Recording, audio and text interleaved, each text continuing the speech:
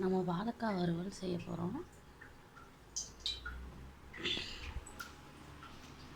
நல்லா எண்ணெயை காய வச்சுக்கோங்க. அதில் சோம்பு, ஒரு பட்டை, ஒரு கிராம்பு, ஒரு பிரியாணி இலை,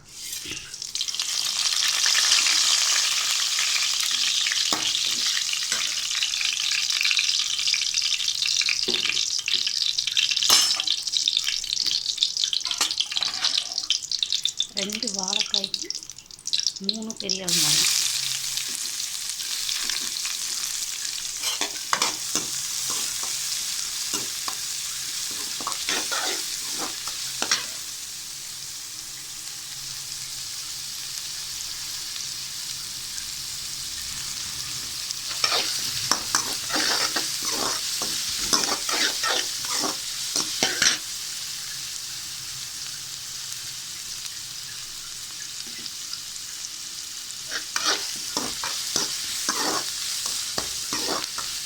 நல்லா கொஞ்சமாக வறுத்துக்கணும்.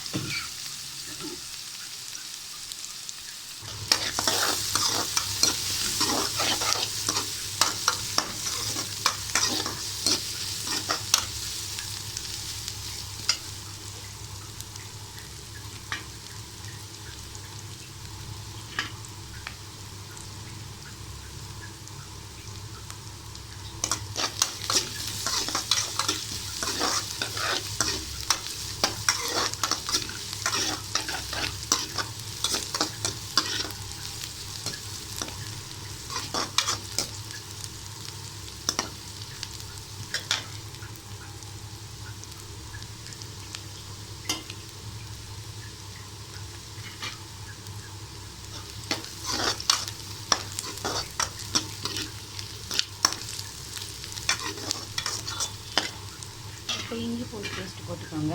நான் 1 ஸ்பூன் இஞ்சி பூண்டு பேஸ்ட்டு போட்டுக்கேன். 2 வாழைக்காய்க்கு இதுவும் ஒரு ட்ரையாக தான் இருக்கணும், கிரேவி மாதிரி இருக்கக்கூடாது.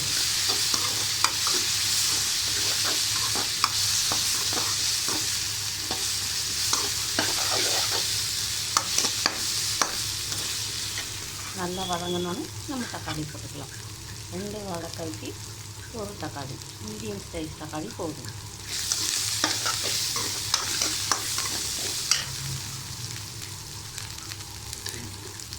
தக்காளி போட்டுக்கலாம்.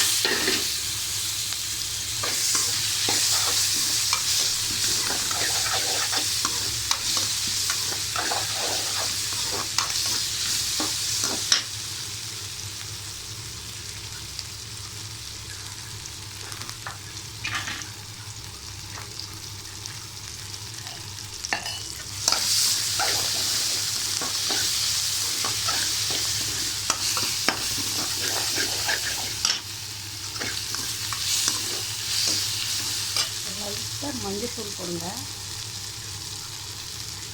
போதும்.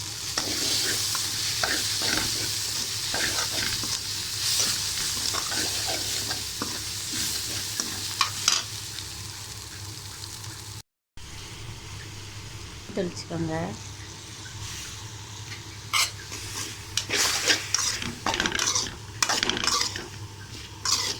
தண்ணி தெளிக்கணும், ஊற்றக்கூடாது.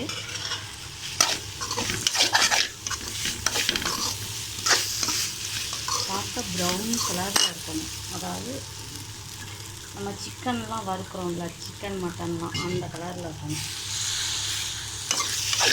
இப்போ நீங்கள் என்ன பண்ணுங்கள், சிம்மில் வச்சுட்டு நல்லா 2 பரட்டுங்க.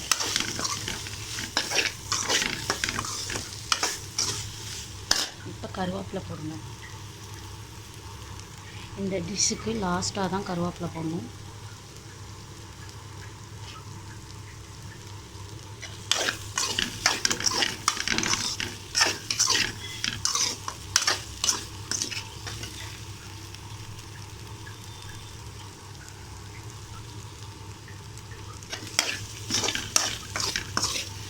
அவ்வளோதான், கொத்தமல்லி போட்டு நீங்கள் இறக்கிடலாம்.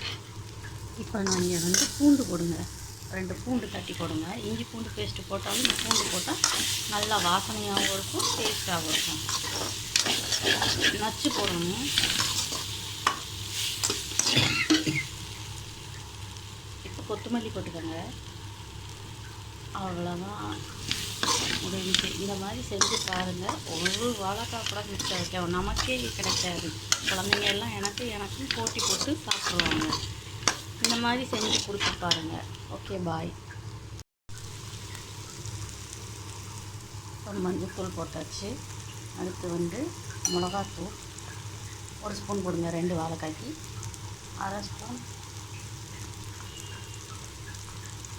1 ஸ்பூன் மட்டன் மசாலா, சக்தி மட்டன் மசாலா. அவ்வளோதான். நீங்கள் போட வேண்டியது நான் உப்பு. அது வாழைக்காய் போட்டதுக்கப்புறம் போட்டுக்கலாம்.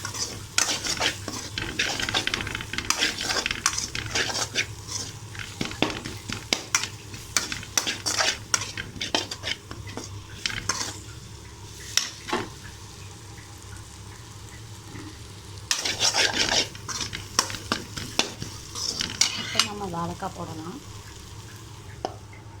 வாழைக்காய் வந்து மஞ்சத்தூள், உப்பு போட்டு நல்லா பிரட்டி எடுத்து எண்ணெயில் போட்டு வறுத்து எடுத்துருக்கேன். அது இப்போ போடலாம்.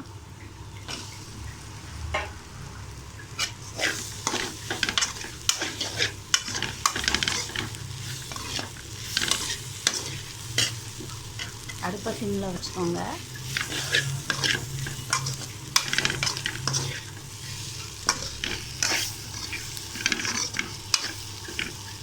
இப்போ உப்பு போடலாம். உப்பு உங்களுக்கு தேவையான அளவு.